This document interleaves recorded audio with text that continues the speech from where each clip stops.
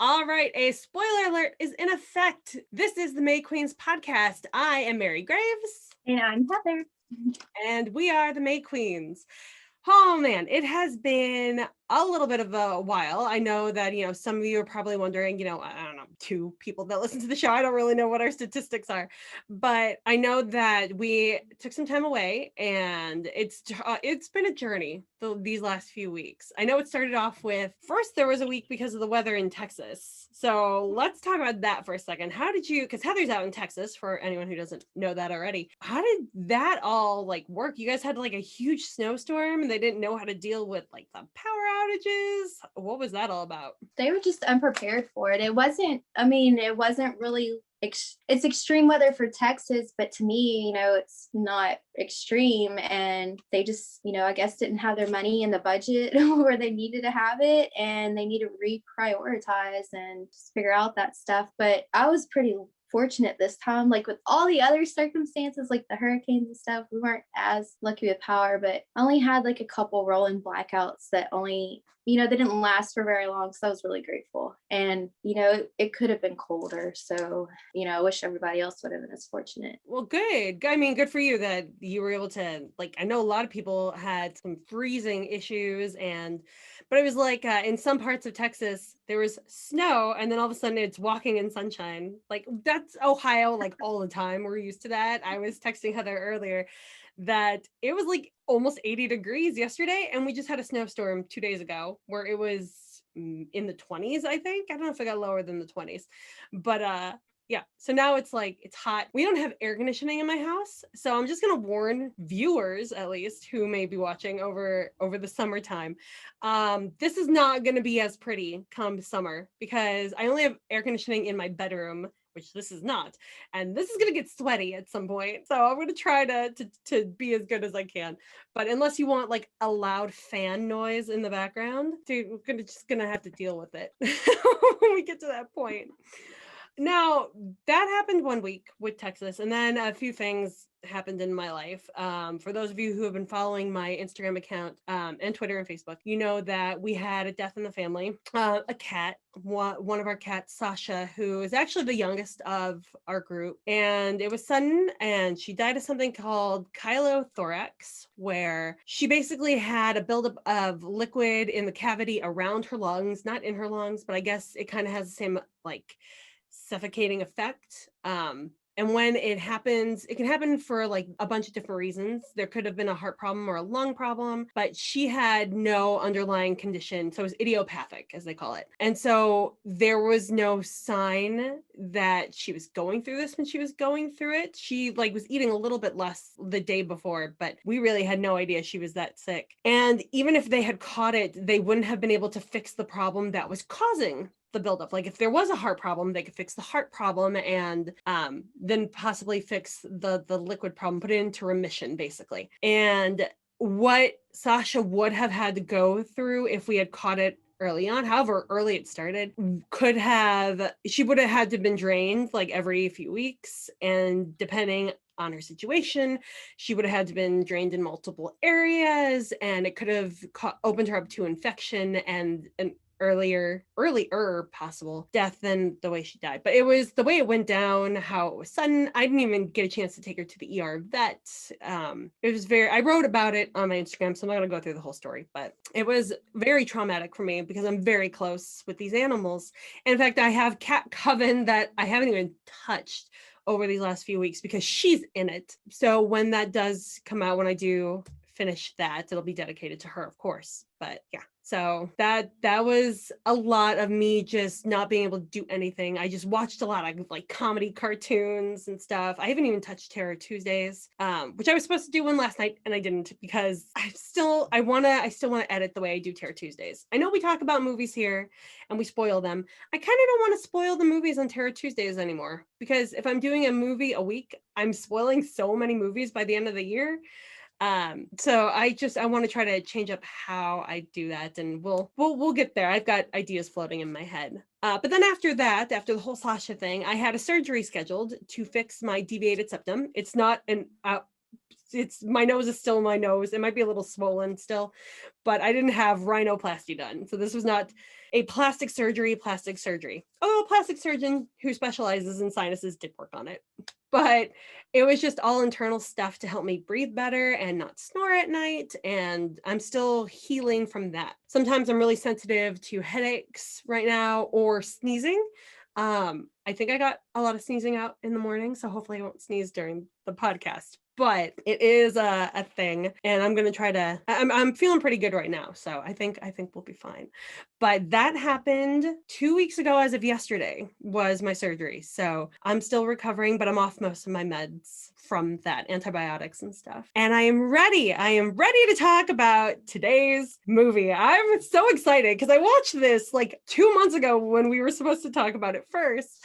And it's such an interesting movie. I rewatched it again this morning because I just wanted to be fresh in my head, everything that happens in this movie. And technically not, it's like the storyline is pretty straight through. It's not like there's a ton of activity going on because it's so artistically shot. The important things that happen are spanned over like 15-minute segments. It's almost a 2-hour movie. And our movie for today, we're doing a Films and Flames, where we're going to examine this entire movie, is Heather's pick for today, and it is The Neon Demon. Now, before I ask you about why you chose this movie, I have to say, this is the second pick you have made where Keanu Reeves is kind of a scumbag. I know. I love that. I didn't even know he was going to be in this movie. Like, I had heard about this movie and I kind of knew how the ending was going to be, but it wasn't exactly what I had heard. So that was kind of good. But I didn't know that Keanu Reeves was even in it at all. So when I saw him in the credits at the opening, I'm like, oh my God, it's another Keanu movie. But he only has a bit part, but it's very memorable. So tell me, Heather, why did you choose this movie? I don't know. It's like you said, it's very artistic and it's beautifully shot. And I guess like being a woman, sometimes you feel like you're the prey and like there are predators around you. And, sometimes we have our moments where we're fearless and afraid of nothing. And then sometimes, we have our days where, I know I myself, like if I'm like suffering from anxiety or something, like I don't even want to go to the gas station because, sometimes you can't go into a store and leave without, just people talking and I know it sounds kind of rude. I don't mean it like that. It's just like, it just always feels like somebody wants something from you. And in this movie, I feel like the girl is just trying to like find happiness and everybody wants something from her. And, she's not like, she's not a perfect person. You can tell that she like kind of has trouble staying humble, she's a beautiful girl. And it just shows like, how she deals with everything and just how dark, people can be. And, they come in many different shapes and forms and you think that there's someone trying to help you and they're not. They want that one thing from you. And if you don't give whatever it is that they want, they're going to do whatever they can to destroy you or consume you. So I don't know if that really explains why I chose it. I don't know. There's something that I feel somehow connected to it. I don't know in what sense. I guess the whole, sometimes feeling like the world's full of predators. I guess that's how I connect to it. I think that's a perfect explanation. And really, this is one of those movies that I think everybody should watch at least once. I could watch it a bunch of times, if not because of the artsiness of it, but also the Sia song at the end is like stuck in my head. Like I absolutely like, I wouldn't say I'm like the biggest Sia fan, but I do appreciate her music when I hear it. And yes, I know she has a huge politically correctness issue out there right now because of her movie about autism, where she cast a girl who's not actually autistic to play an autistic girl. Whole mess there. But damn, can she sing? So I do appreciate the music, but I will not watch that movie. But this movie, it's like Mean Girls on LSD. Is how I would describe it. And yeah, the Elle Fanning's character, who, why can't I remember her name? I remember the Mean Girls names. I remember Sarah and I remember Gigi and I remember Ruby, but for some reason I can't remember Elle Fanning's character's name. It's Jessie, that's right. Oh, because Jessie's such like a normal name. But I guess Sarah is too, but Jessie can be androgynous. They even say at one point that she's mannish. Gigi calls her mannish. And when she's talking about how the guy who cast her in a show, Jessie goes, I don't think I'm his type, which, hinting towards he's probably gay, which, yeah, I guess so. I guess I didn't really get that vibe off of him at first either, but that's because he's surrounded by women who are half naked. So, of course. But then Gigi goes, well, he might. You're pretty manly. So, and then earlier than that, you have a modeling agent who's like, you're really fit. I think you look great, but some people are going to think you look fat. And that's not a very feminine way to view, your stereotypical feminine way of viewing a model. Which, man, looking at Jessie and looking at her clothes that she wore throughout the movie, it's like, man, she's amazing. They really made her amazing. The costume department did excellent in this movie, and the makeup department too. But it's like, she's so skinny. I can't believe there would be people out there that would think she's fat. But that's true, because she's not as withered away as they made Sarah look, which, by the way, is what ages you. If you're too underweight and you're doing it on purpose and you're smoking cigarettes, that's going to age you really quick. So that's the one thing about, I'm totally going to be bragging about myself, because I've been fat for so long. I still have a lot of the collagen in my cheeks. It's just going to make me stay younger longer. But as soon as I lose that weight, I'm going to look like I'm in my 40s when I'm in my 30s. So, oh well, you got to choose fitness or beauty sometimes, I guess. But that's just my story. That's not talking about all people who are overweight or all people who are underweight. It's just people in this movie and my personal story. But okay, let's start from the beginning, because I believe this movie, you could tell where it was going from the very beginning. There was hints throughout the entire thing. It's not subtle whatsoever. You see at the beginning the photo shoot done with this guy, Dean, that Jessie met online, which, of course, not safe at all to do, but he seems to be like the only decent character in the entire movie, which is debatable, because he might actually just be in love with her because of her beauty. And he does walk away from her at one point thinking, the hell are you? Like, you're beautiful, but you're like insane. So it might have been that he was just there for her beauty the entire time. But he's doing this photo shoot of her, and she is covered in fake blood and lying on a couch pretending to be dead. Trivia fact: apparently she had left her eyes open for so long for this shot, Elle Fanning, that the lights burned her contacts onto her eyes. Ooh. I don't know how she was able to get them removed, but apparently it seared her contacts onto her eyes for a little bit. Ooh. Yeah, the price we pay for a beautiful shot, that alone feeds into this movie right there. What are your initial thoughts on Jessie's character at this point?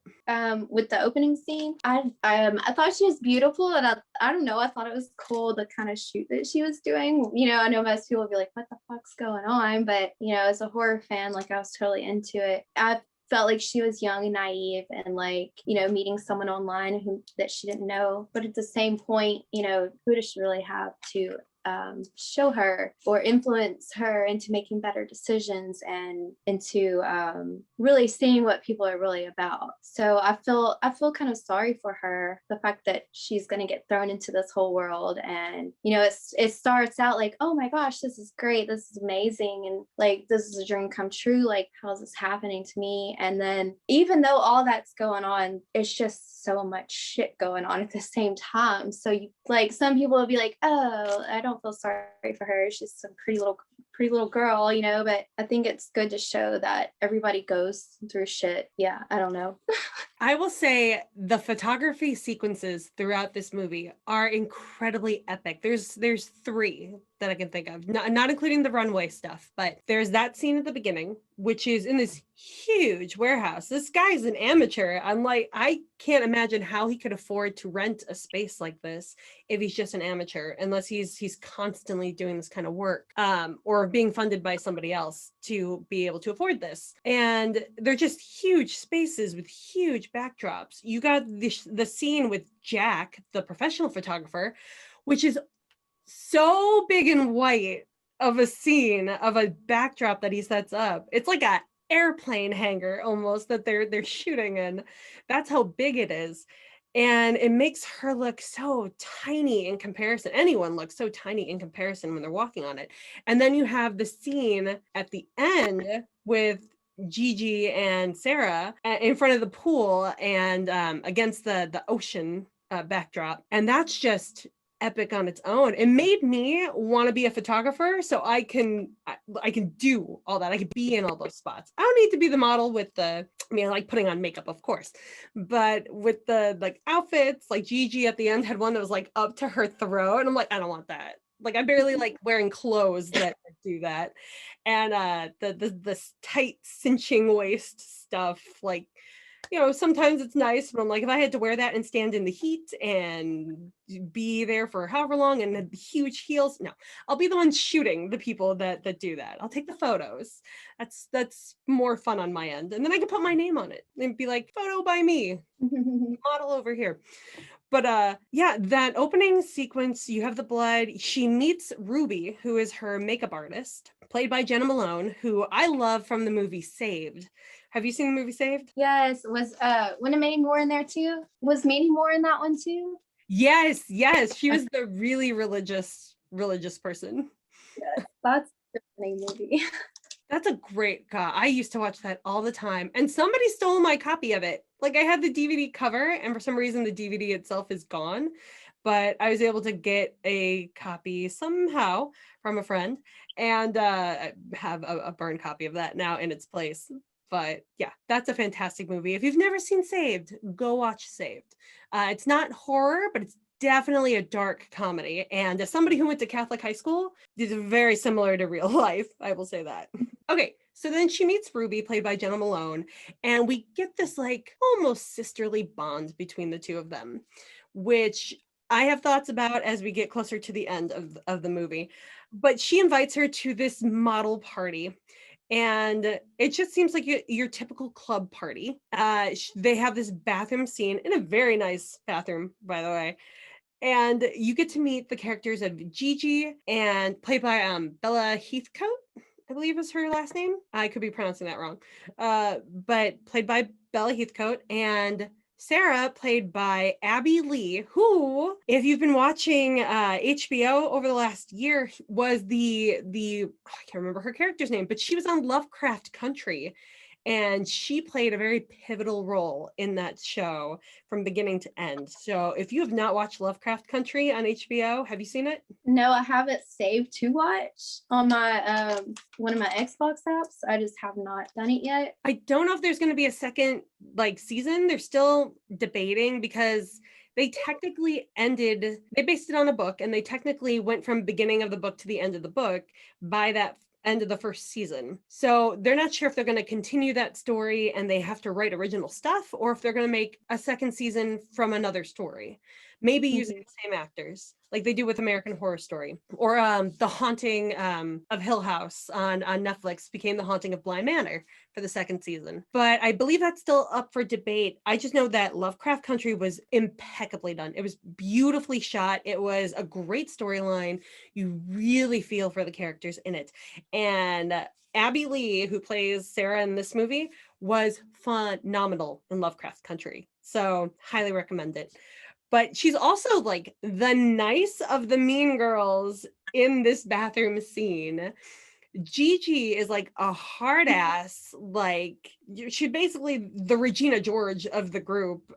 She's just trying to test Jessie the entire time. But also, I feel like Jessie gets a bit of an attitude in this scene too. Gigi's talking about how she's had work done. She just came out of the body shop or something, and she's had her face worked on, and that her plastic surgeon calls her the bionic woman. And that Jessie goes, is that a good thing? It's like, dude, have some cool here. You're meeting new people. Do you want them to be your friends? You know they're probably your competition, and I'm guessing you know that you're better than them already. But maybe like not make enemies to make things harder on yourself. What do you think about this whole scene? Oh yeah, definitely. Like, learn to keep some shit to yourself. Like, everything that you think does not have to come out of your mouth. And yeah, Gigi was definitely a hard ass. I feel like she was really trying to push Jessie to her limit, and I feel like she always made suggestions to try and provoke her insecurities and to try and bring her down. And you know, she's definitely jealous. They're both jealous, she and Sarah, and they, you know, they don't want to see her be better than them, obviously.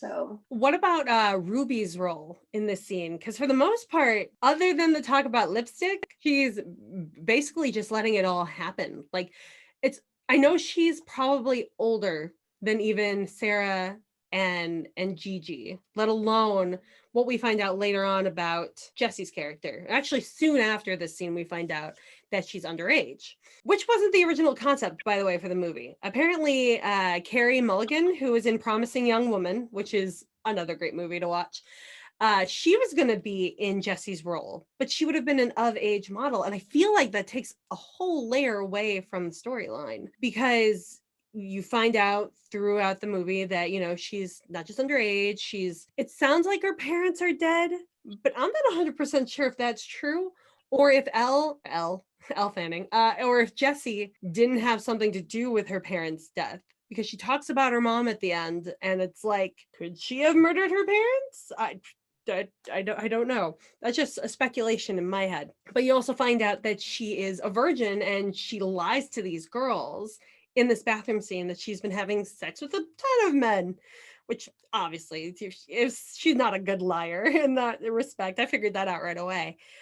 But I feel like if you had Carey Mulligan in this role, an older woman, you take away that innocence that she comes to LA with. And I think that's the other thing that these models want. It's her youth, it's her innocence, because it's the vulnerability that attracts these photographers and people that are trying to place her in these shows.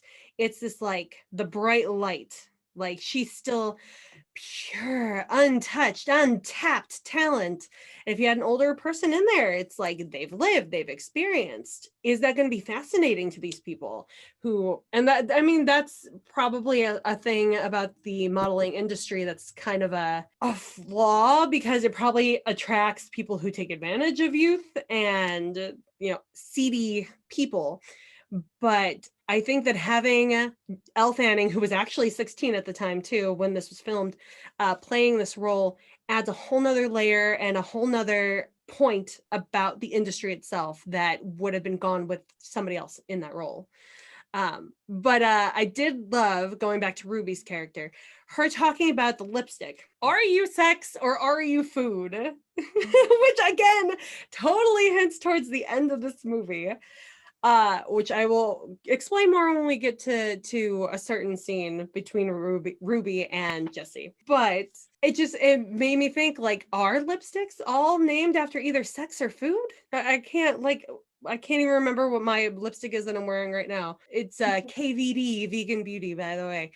But yeah, I think a lot of them probably are named after sex or food, just because, maybe flowers, but some people eat flowers, so you never know. What would you say you are? Are you sex or are you food? I want to be sex, I guess. I don't want to be food. I would probably end up being food, but yeah, I'd want to be sex too. But let's face it, I'm probably food. I hope I'm not food. I don't want to be food.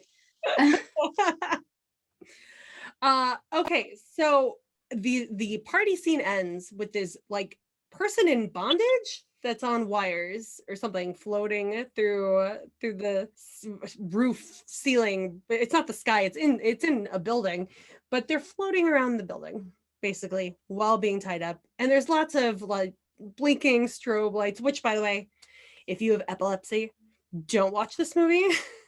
There will be a lot of blinking strobe lights and it will hurt. So that's just one warning.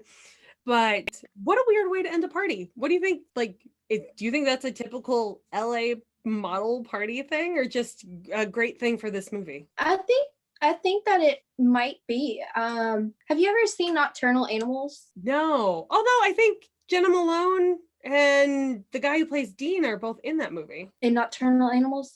I can't remember. I know it's got it has Jake Gyllenhaal, Isla Fisher, Amy Adams. Well, anyway, it starts out with an artistic thing and it's very different, I just feel like that they really do that. I feel like everyone's trying to be as artistic as they can out there, and everyone has a different vision. And, then I just feel like I want to say, like, maybe it was for the show, but I really do think that there are a lot of things out there that would make that even seem like not a big deal. So yeah, okay. So Jenna Malone plays Sage Ross in Nocturnal Animals. I haven't watched this movie, so I don't know how big of a role that is. And the guy who played Dean was Carl Glusman, and he played Dean on The Neon Demon, and he was in, yeah, they were both in Nocturnal Animals. I was reading through the IMDb trivia earlier today. I can't remember her, damn it, in the movie. But she's usually really, like, I feel like Jenna Malone, she has a familiar face, but she's really good at like having a different identity in these movies, where sometimes it's hard to say, oh, I know her from that movie, unless you look it up, because she's just good at being like a chameleon type of an actress.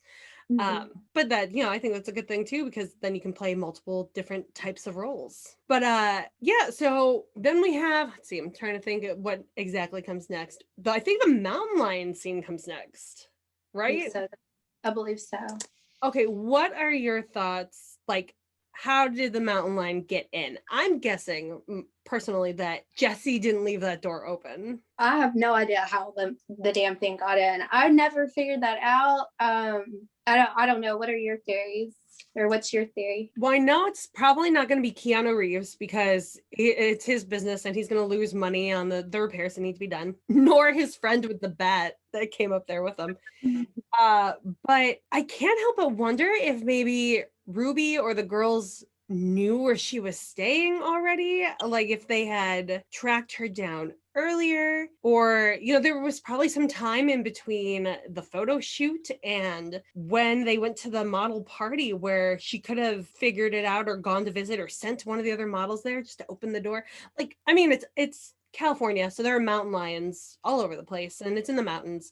So I think mountain lion sightings are not uncommon, but the door being left open, it's not like the mountain lion broke into her apartment specifically. They said that the door was left open, and I don't know why. We've never seen Jessie go through that door. She always goes through the front door. So I don't know. Maybe it was just a sign, like some sort of God was sending her a message that she was gonna be eaten. Here's a mountain lion that's gonna try to eat you first.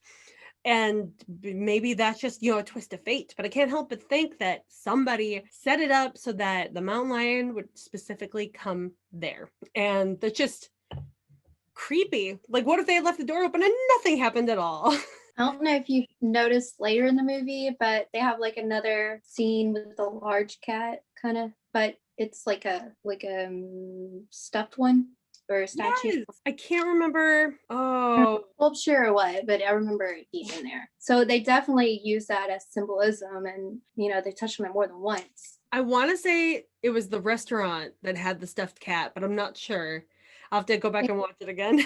They also have one like towards the end where they're in the home funeral thingy, the house plaque or whatever. It was like a double thing. It was a funeral home and a home. Is that right? I think you're talking about where the final, like, the murder takes place.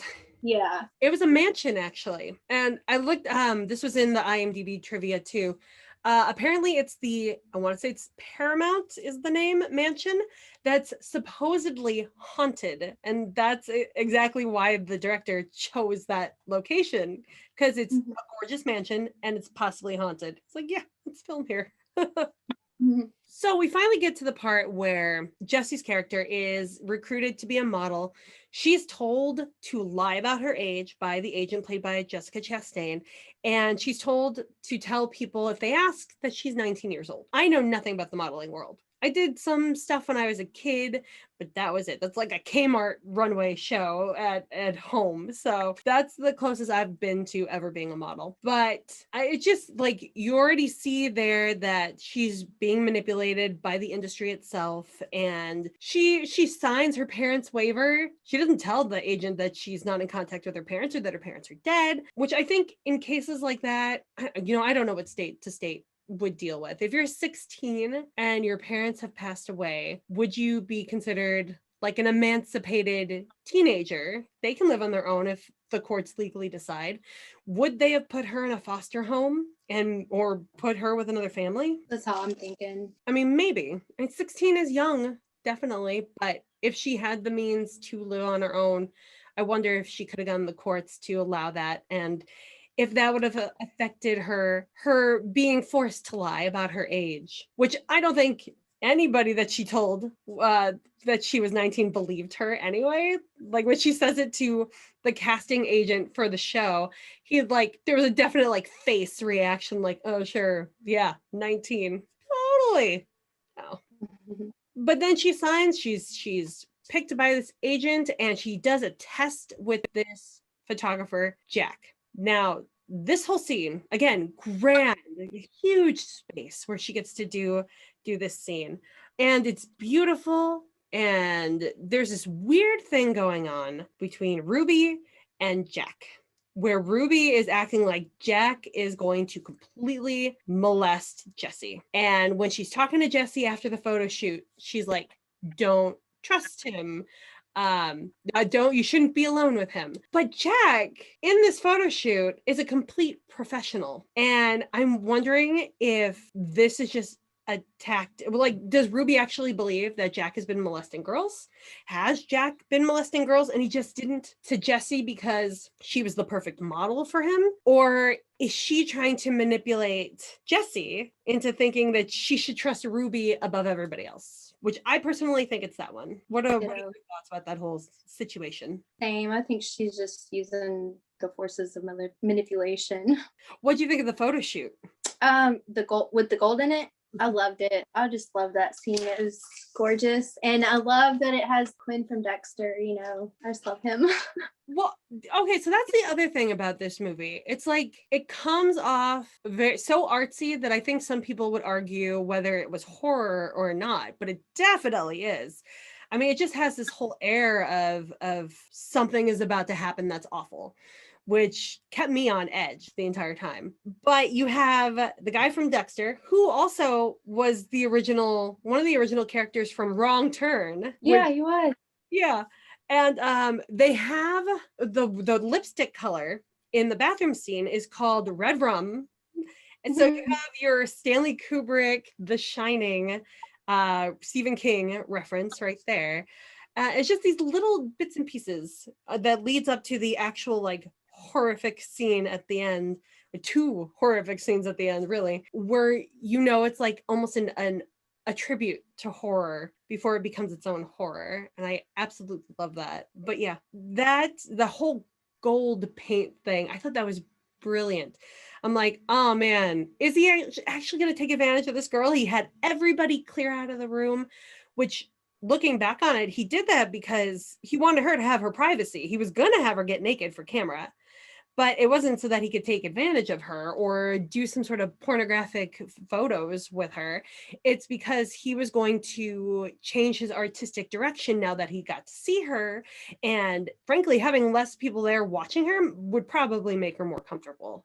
As long as she learns to trust the photographer, and as long as the photographer is trustworthy, of course. But yeah, breaking out the gold paint and just slathering all over her neck and doing this thing, I love that. Just the way they filmed it too, the whole like intimacy of it, which I think goes with the model needs to be able to have a bond with the photographer in order to get like almost a goddess like photo, like magic almost. It is the thing. Like she talks about it earlier.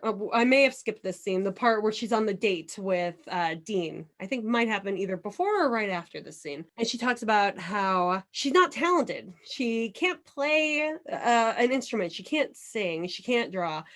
She's beautiful and she can make money off of beautiful. But that can be a talent if you use it. And that is what she is doing as a model. She is using her, whatever you believe about God, given talent to not even just to make money, because they never talk about the money she makes. And she's always living in this horrible motel. But just to be her and to be a star, it's more about the fame than it is about the money for her, about the recognition, not even like huge fame, just recognition with the people that matter to her in this industry. So I love that they really showed her like kind of a glow up almost of what's going on with her. But also talking about that dating scene, she talks about the moon and how it's like she's trying to get the moon to see her. That's the recognition right there too. It's like, notice me, gods, notice me. You didn't give me this, you didn't give me that in my life, but you gave me this beautiful face, these deer in the headlight eyes, this awesome hair. Notice me and let me have this beautiful life to go with my beautiful looks. Even though her personality really starts to suck as we move forward in the story, which then there's this brief coffee scene where we really get to see Ruby and Gigi and Sarah hanging out, and really their relationship, their friendship. Like, we know that they're not eating because there's talk about they're not going to eat the specials. Just bring the fruit cup, which I doubt any of them touched. Ruby probably ate it. And then there's, just bring us coffees. And then they're talking about Gigi specifically because she's the hard ass of the group. And she's like, she's not special yet. Jessie's not special yet. We don't need to worry about her. She's just another pretty face and she's thin. That's it. That's all they see in her. So what are your thoughts about just those three as a group? They're pretty, what do I think about the three of them together? Their vibes that they brings them together to begin with. Like, why those three? I just think they all want to be number one, but I don't really see how Ruby fits into it because she's still, she does the makeup and everything, but maybe she's in it for the exposure to the beautiful women. Not just for that. That's her job. It's what she loves doing, but it helps, being in that position. And Gigi seems like she's the most confident out of those three. She has insecurities, but with Sarah, she's like very vulnerable and insecure. And I feel like Ruby's kind of like, what's her name again? Gigi. I feel like she holds it together, and I feel like, I don't know. I'm trying to think, because at the end, isn't it her who falls? Yep. Yeah, that's the thing. Like, I love that's the great twist, I think, in the end. Granted, you've already had like a huge twist, a couple of twists before that, but Gigi is the one who has been a total bitch the entire time. She's like, oh, I don't need to, audition for the show, and I'm just so great. I've had so much work done to my face that I'm absolutely flawless and beautiful. But just like the work she's done to her face, it's all fake. It's not what she was really beforehand. It's like that confidence was all fake. And in the end, when they've consumed something that was real, she can't hold it in anymore. While Sarah, who's been vulnerable this entire time, she's been honest about her place in the industry. She consumes something. She knows exactly what she's done, and she's been honest about it the entire. She's joking. It's totally skipping to the end, but she's joking supposedly with this random model at the shoot, and she's like, "Did this girl was there ever a girl who stole a show from you?" And she's like, "Yeah." Like, what did you do? I ate her. Brilliant, just brilliant delivery of the line. And which, by the way, that's one of the reasons why I love her in Lovecraft Country, because she is like very similar to that, but on a whole different level. But yeah, so it's the honesty in Sarah, no matter how horrifying her honesty is, that is what I think saves her at the end and destroys Gigi at the end. So, but you're right with Ruby. The only way I could see Ruby fitting into this group is if they had been planning that ending the entire time, with one caveat, which we'll get to that scene. It's because of the scene between Ruby and Jessie at the mansion that makes me think that there could have been an out for Jessie, an unfortunate out that she didn't take. But I feel like Ruby might be the teacher. And what if this whole thing, they're their own little coven? What if this was like, at the end, it's very ritualistic what they go through. What if it was a ritual the entire time? What if she is the head, she's the priestess of this coven of models, and she's teaching them how to stay young and beautiful through human sacrifice? I feel like we need a prequel where we get to see these three women meet up.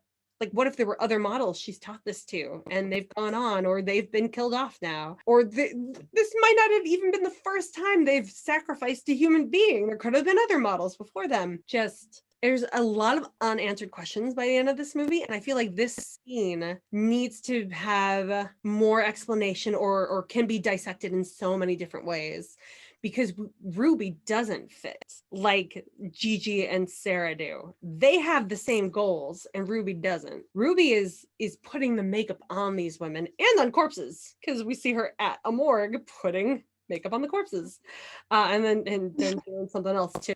One of the corpses. I did not see this movie going in that direction, and we'll get there too. But yeah, so after the coffee scene, I believe we get to the casting scene, which brilliantly shot. When you first open up on the casting scene, you've got Jessie in the middle with her casting bikini on, and you've got all the models in their bikinis around her.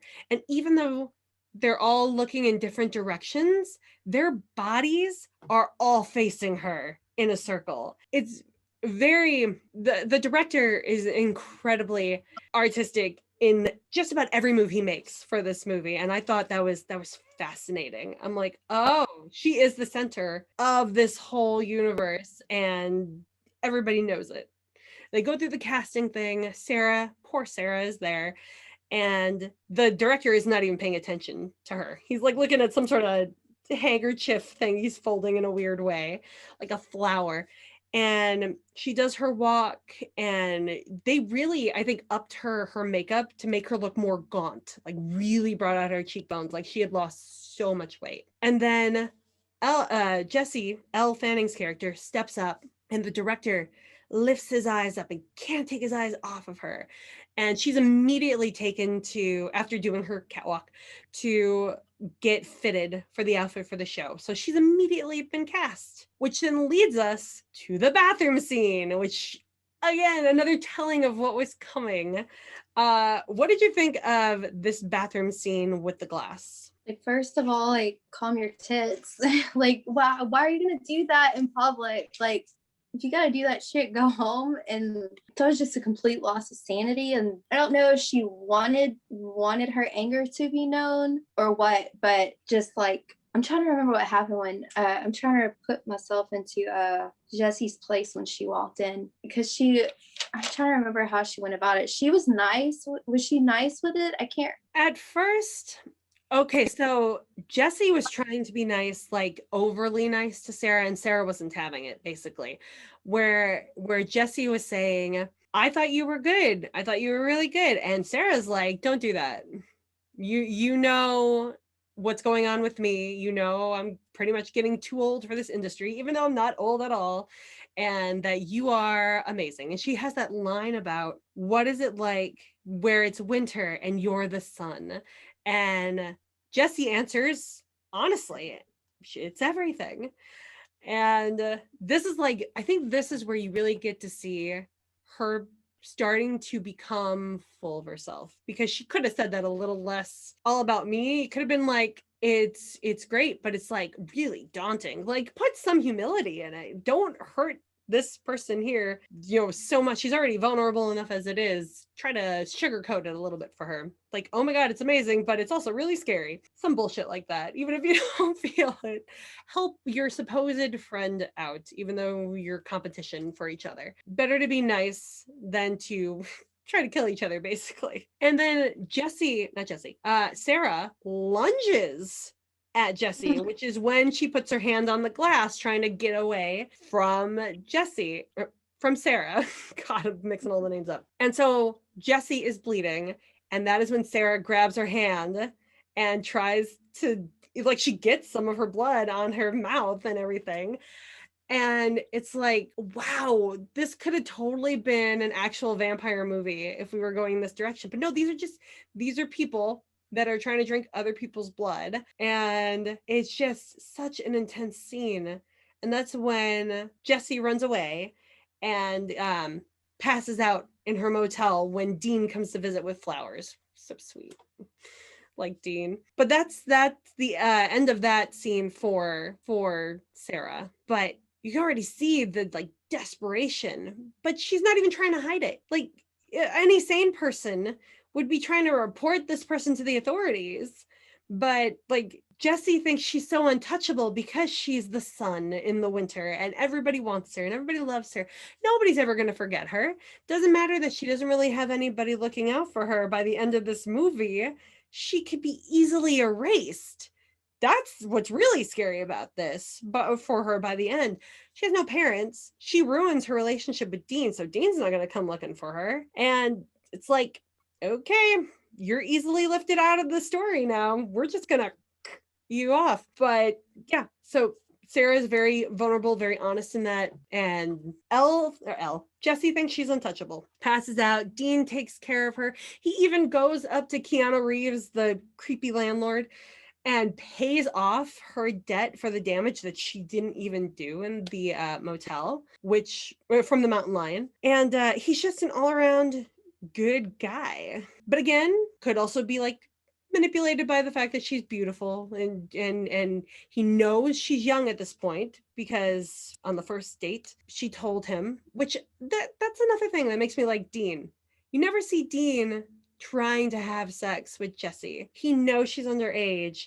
He's very respectful. He's going on these dates. It's like, he could have been a total creep and he could be trying to take this girl's virginity while she's underage, and it would have been illegal. It could have gotten him in jail. But no, he's playing the waiting game and he's being patient. And so I have respect for him. He's a character that I actually really like in this, which is funny. It's a movie filled with very powerful females, and the guy's the one I like the most, which it's a guy who directed this movie. So I feel like, not sure if that's a good thing, if that's his idea of how women are, if I should be weary about that, but it's still a really entertaining movie, so I'm going to overlook that thought. Oh, his wife, the director's wife, is actually in this movie too. If you go to the scene after the show that they do, you actually see his wife in the booth with Gigi and the show, the designer guy. She's the woman who said that her face didn't match her voice, and that's why she didn't get a gig. That's the director's wife. Yeah.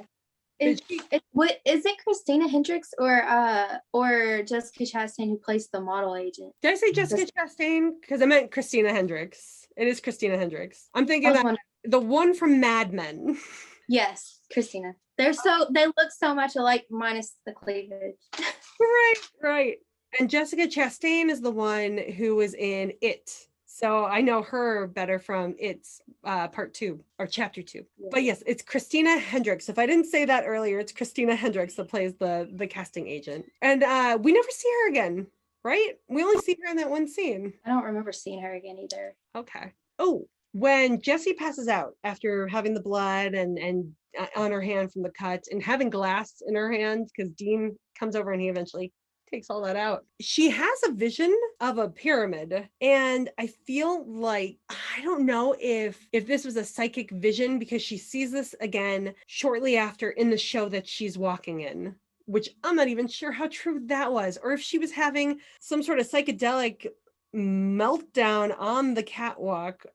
She was seeing herself kissing her own reflection, and you don't really get to see the runway, and you see flashes of light as if there are photographers around, but you don't see anybody except for the models and only really Jessie walking a runway. You don't even see the runway itself. It's just all dark, and then a pyramid at the other end. So, but she has a vision of this experience when she passes out from all the blood she lost and the whole experience of having somebody drinking her blood. So I'm wondering if Jessie's character, there's another point where she has another vision, and it happens after the restaurant scene after the show, where Keanu Reeves comes into her apartment and has the knife in his hand. Yes. Yeah.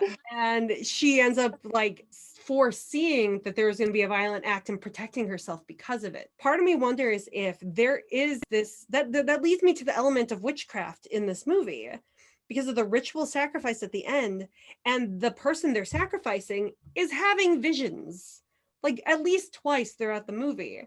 So she has this God-given beauty, and she has this magical talent to see visions. It's like they specifically targeted a magical being. I feel like there is this layer, maybe that's why I love it too, is because there's this layer of magic on it, but it's never really specified that anyone is a witch or anyone is a psychic. It's just artistically displayed in a way for your own interpretation. But then Dean has taken care of her hand and she's all better, and we get to the show. Well, we actually get to the stuff before the show, where you're seeing Gigi behind the scenes, and she talks about how she didn't even need to go through casting, and she does the ultimate power move. She makes Jessie move out of her seat. Clearly not her seat. There's like 1,000 seats that she walked by to get to Jessie, and she already has her makeup on, so it's not like she even needs a vanity to sit in front of. And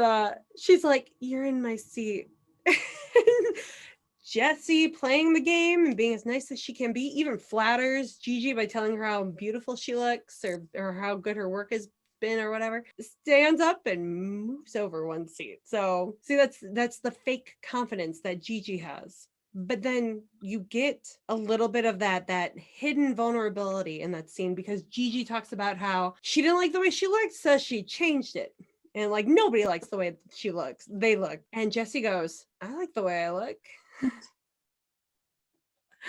just had the ball. I mean, yes, you should totally like the way you look, be confident in the way you look. Everybody should have that kind of confidence. And yeah, if there's something that's really bugging you, you can change it. Go ahead and change it. But it's the industry that sets the standards, not your own personal preference, unfortunately. So really examine like the things you love about yourself.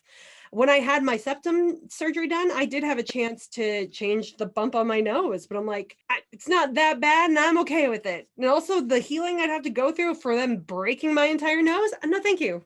No thank you. That pain is not worth it, and I think I'm pretty enough as it is.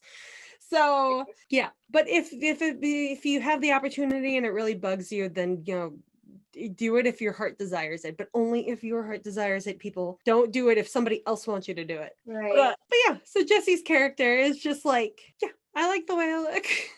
And Gigi walks away. Well, no, actually, Jessie walks away from Gigi because she gets called by the designer, and he's like, "You're gonna finish our show," which is like the biggest spot in a runway. It's either the starter or the ender. So really just placed her at the top of the list. What did you think of this whole runway show? Well, you know how you're talking about like the pyramid? That kind of like reminds me of the food pyramid, you know?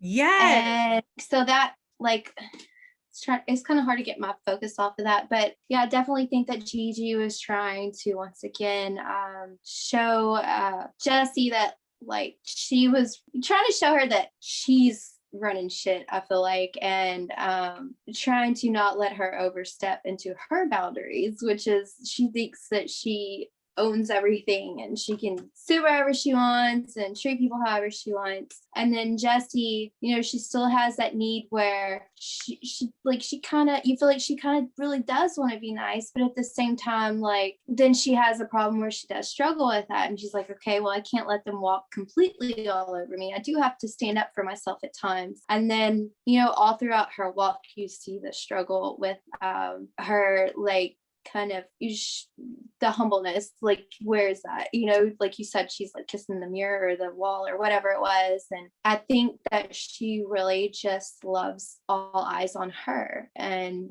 I mean they all do, but she just gets so caught up in it. I don't really know, I've kind of like focused on, because they just keep showing that pyramid, and that she was like, I just can't pass that element of it. And she's at, the way they reflect the pyramid, she's at the bottom of the food pyramid too. Mm-hmm. I didn't even think about that. That's brilliant. But yeah, I didn't even think about like maybe that's the symbolism. I thought, like Illuminati or something, or some sort of secret organization. But yeah, it could have been a total hint towards her being part of the food chain, and she's at the bottom of it.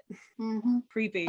I can't get past that part. And I may be completely wrong, but that's just my interpretation of it. And I think meant to be interpreted in different ways, and it has more than one meanings. That's just what sticks out to me. I think the director definitely did this in a way on purpose to leave it up to people's interpretation. One of the other things too, before I forget, because this is just a tidbit that doesn't really fit in a lot of places, but you see the use of color in this movie is incredibly like detailed, especially when she's in harm's way. It gets very neon pink and neon blue. When she's with people like Christina Hendricks and with Jack the photographer and with Dean, very muted, normal coloring, or white and black. When she's with the other models, when she's at the parties, the people who are the real threats to her, there's a huge use of neon colors because those are the demons. And the being on the catwalk, she's turning into a demon herself, so she's in the neon pyramid. But another thing about the director is that he's actually colorblind. Mm-hmm. Yeah, and he can only see primary colors and black and white, I believe. So his uses of color were done on purpose because he specifically can't see color the way other people can. So I thought that was pretty smart, going against your own like instincts or your own talents, I guess, and doing something different. After the show, we get the scene at the restaurant, which is, I think it explains like the whole movie, the whole beauty is everything. Or I'm sorry, beauty is not everything. It's the only thing. I think it was the line by the designer. And he actually makes a spectacle of Gigi. And this, I think, was another hit to her confidence, like a purposeful breaking down, somebody hitting her over the head, trying to break down that confidence of hers. Like, I would say it's not necessary, except that she was such a horrible person this entire movie. Like, it kind of was necessary. But only because she needed to be brought down a peg because of how high she held herself. But only because she was mean about it. Like, she didn't just have confidence. She was just a bitch. She couldn't have confidence without breaking down somebody else. And maybe that's because of how broken she was before she got her confidence in her plastic surgery, which that's a whole nother issue right there. And, you feel sorry for Gigi a little bit too, even when she is being a total bitch. It's like when Regina George gets hit by the bus in Mean Girls. You're like, she's mean, but she didn't deserve to get hit by a bus. So it's like, yeah, Gigi is really mean, but she didn't deserve to have this douchebag designer who thinks he's God pointing out her being fine and not being really beautiful to Dean. And then Dean's like, I don't like being here. Like, maybe he's being confronted by some honesty in what the designer is saying, where it's like, if Jessie wasn't so beautiful, you wouldn't be here right now with her. And he's hit with what might be an honest moment, and she tells him to go. So he goes, and they meet up again at the motel, and she says to him, or he says to her, why do you want to be like these people? These are awful people. And she's like, they want to be me. It's not about me wanting to be them. They want to be me. And she's taking full advantage of that. And he's like, what are you? And that's like the last time we see Dean, because he probably in the back of his head came to the conclusion that she's beautiful, but she's insane, or there is something wrong with her. There's something off about her. The beauty's not worth it at that point. To the industry, yeah, totally worth it. Don't care about your personality. They're going to manipulate your personality by breaking you down if you get to be too full of yourself, apparently. But he's a normal person. He's a normal person who's got his own dreams and goals, and she is not worth tearing himself down for. So I give Dean credit for being able to walk away from the sun, basically.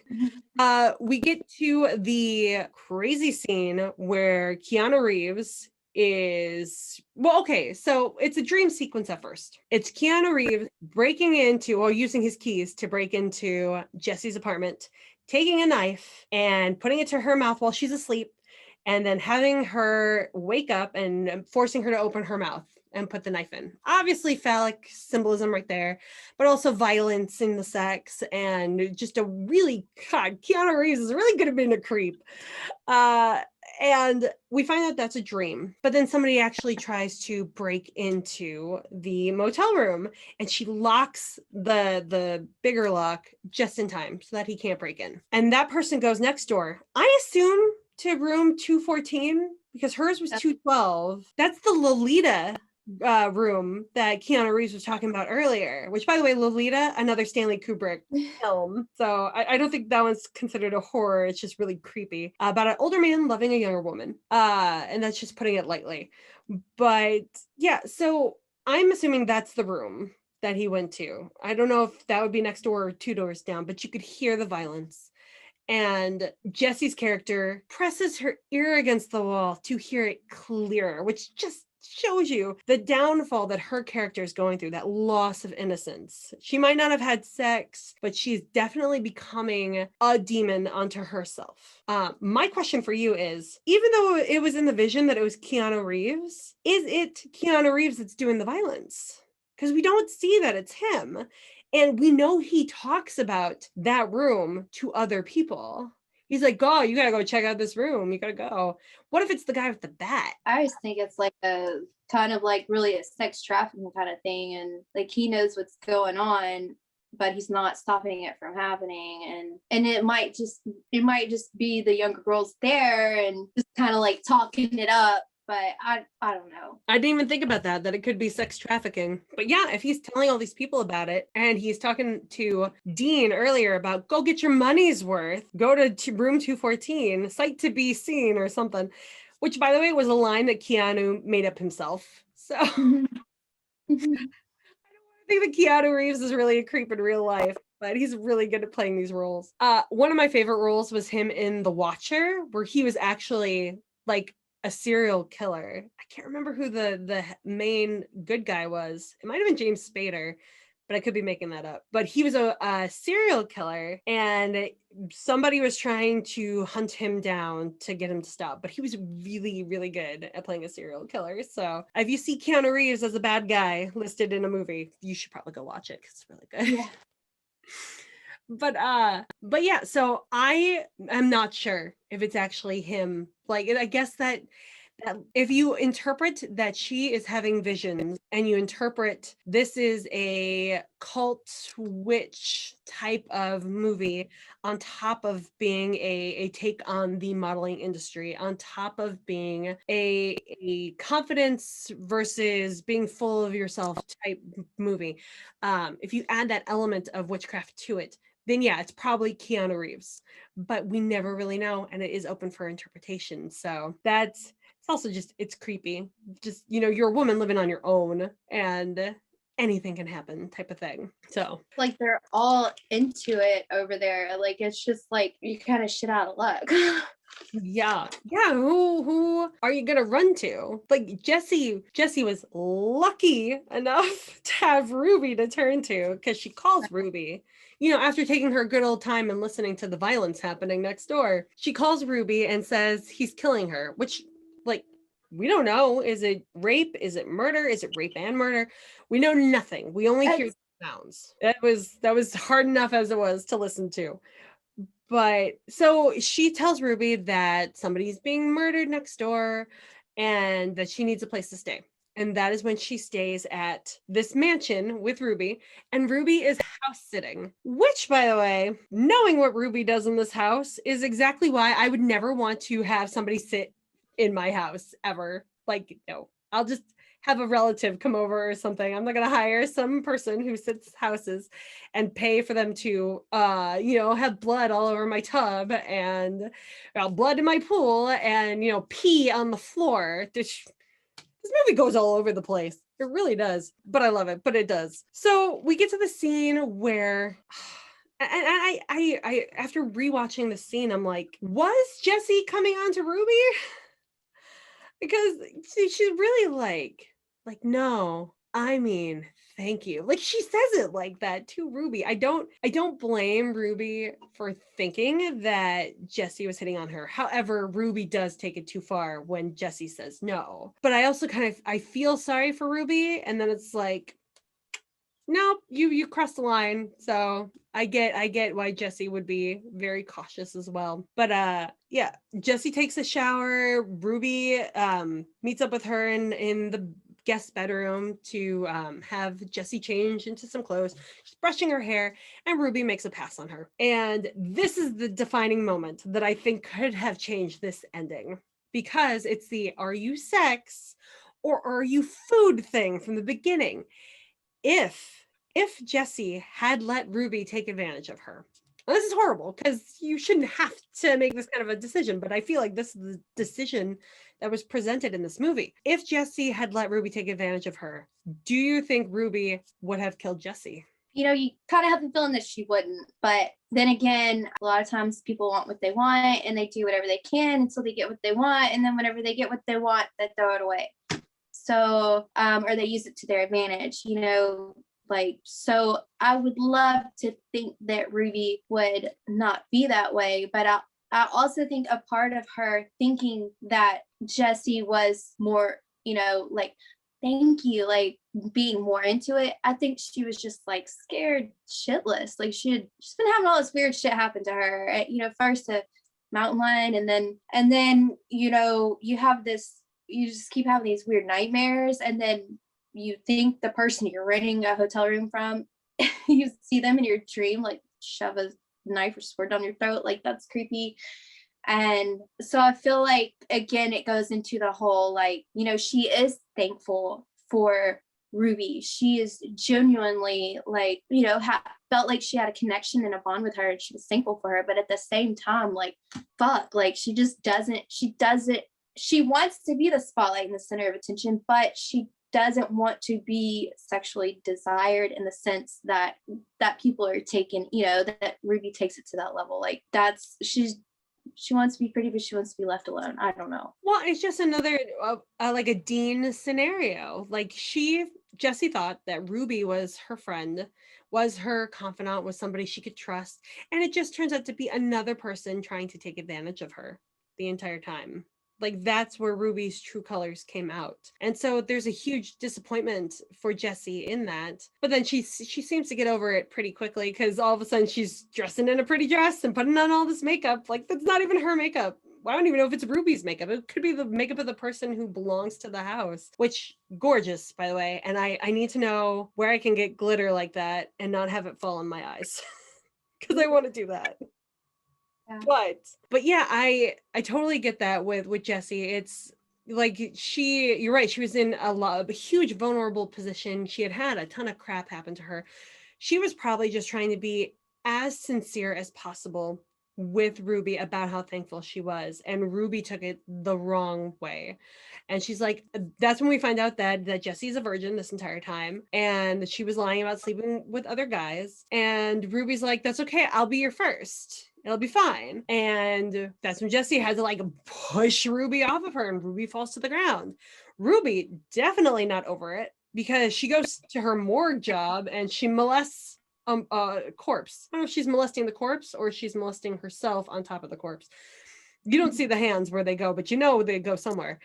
And she like spits on the corpse mouth too to make it wet, so it's like she's kissing a live person. She really got into the scene. I also read that was Jenna Malone, because the scene was only supposed to be her kissing and making out with the corpse, and she took it to the next level, which fit so well with the movie itself. I feel like if they had stopped it at just kissing, it wouldn't have fit with the level of insanity that was going through the minds of the three women that were hanging out together. I do wonder though, if Jessie had let Ruby take advantage of her, if she would have been the fourth in that coven of girls. Like maybe that's what happened to Sarah and Gigi, and that's why they're so close to Ruby, because they've had that sexual connection before. That's like the initiation. And then they would have found some other young girl to go eat. Or, you know, we don't know, because we know what actually happened. But I love interpreting it as there's this cult coven evil element to it. I mean, I would say evil because they're eating people in the end, so I don't think it's a good thing. But you know, not all witches are evil. But then we get to the scene where Elle is on the pool, she's above the empty pool. She's on the diving board. She's talking about her mom. And she's talking about how her mom used to call her dangerous. Ruby's come back from the morgue, so she's talking to Ruby. And she's talking about how her mom used to call her dangerous and that it was dangerous to be this beautiful. And she's like, but why shouldn't I be this beautiful? Why shouldn't I be this desired? Why shouldn't I take advantage of it? And it's like, okay, so there's a mystery there. We don't know what Jessie's relationship with her parents were. We don't know. We hear Gigi say that she hears that her parents are dead, but Jessie only ever said that she wasn't in contact with her parents anymore. She never actually says that her parents died. And if they did die, we don't know what they would have died from. Jessie could have been a murderer this entire time and escaped, or her dad could have taken advantage of her and her mom probably hated her for that. There's this whole, like, there could have been a family abuse thing there that we don't know about, but we know nothing about that. We assume Jessie's innocence only because we know she's a virgin and she's underage, but we really don't know how innocent Jessie is in this entire movie. And because we follow her, she's the protagonist, but that doesn't mean that she's a good guy either. But then she walks away from Ruby and shit happens. Because we've got Gigi and Sarah both surprise Jessie, and they're basically chasing her down to kill her. First of all, the punch that Sarah throws at Jessie, that's a real punch. It was Yeah, it was by accident. She didn't mean to hit Elle Fanning, but she did end up clocking Elle Fanning, and the reaction that you get in that scene is her real reaction to being punched by Abby Lee.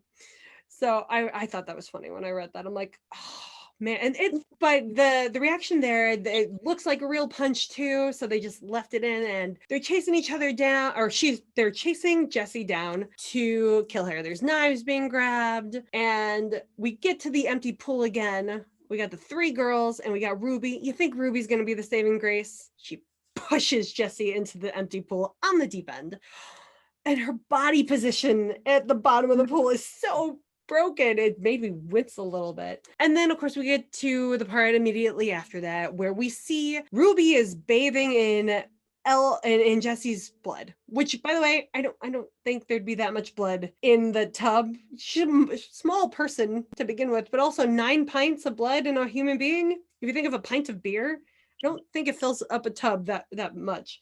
And then you've got the other two girls, Gigi and Sarah, showering off in the shower, showering the blood off of them. So what are your thoughts about this twist? Like, what did you think when you first saw this scene? I was like, well, this took a different, like, I was a little stunned, but I don't know, I was like into seeing where it was gonna go. I felt bad for Jessie because, she really wanted to see the good in people, even though it just didn't happen that way. And then she really thought Ruby was her friend, and then Ruby just flicks her, like pushes her off, and I don't really know what to think about it. It's a huge betrayal for sure. I mean, because you think that, they're gonna get through this whole Ruby tried to take advantage of Jessie thing, but then it's like they all just, like hyenas attacking a antelope or something, just completely attack Jessie and literally devour her. It's a little old school.